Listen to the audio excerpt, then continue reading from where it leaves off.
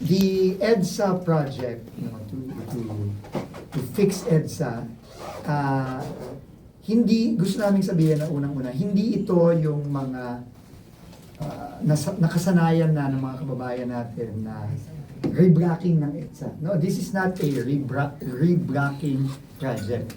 This is a complete overhaul of the EDSA from Pasay all the way to Caloocan. The last time na inayos ang EDSA ng ganito was almost 50 years ago. No, na talagang buong buo. No? Kaya napakalaking project nito.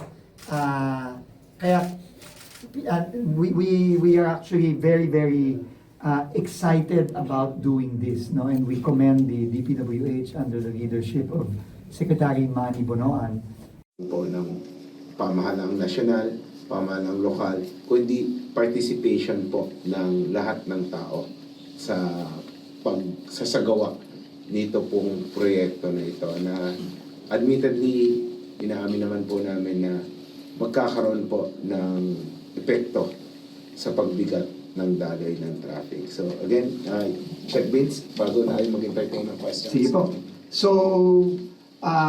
So yun, no? So maghintay na lang po tayo in the next couple of days nung final na plano. Pero rest assured, no? Kaya kami, pasensya na po, no? Kaya kami talagang hindi makapagsabi sa inyo.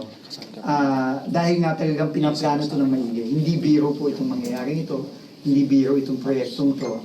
Kaya kailangan planuhin ng tama, planuhin ng maigi, at kailangan talaga ang focus natin is ma-minimize yung aberya sa ating mga motorista at sa ating mga commuter. Yun po ang kabilin-bilinan ng ating Pangulo. Uunahin natin lagi ang ating mga commuter, ang ating mga motorista. So with that, siguro, si Mayor Ay pala, on behalf of the mayors, si Mayor Ay. On behalf of the Metro Manila Mayors, napakinggan naman natin ang paliwanag ni Secretary Vince at the Chairman Artes dito sa LMDA. Ay committed tayo na tulungan sila. Hindi lamang sa pagpapaliwanag sa ating mga kababayan dito sa Metro Manila, kung hindi pagre-recommenda rin, pagsusulong ng mga additional at mga polisiya na po pwede nating ma-suggest sa kanila para maibsa natin, matulungan natin to ease up yung lahat ng mga problema kakaharapin natin habang ginagawa at nire-rehabilitate natin itong EDSA ito.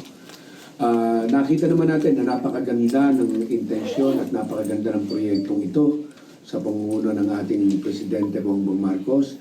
At ang apil ako rin sa lahat ng nasa Metro Manila, pati na rin yung mga dumadayo rito ay tumulong po tayo at ihanda natin ang ating mga sarili dahil sa kabila po ng pagtitiis natin gagawin ay napakaganda naman ang magiging bunga nito.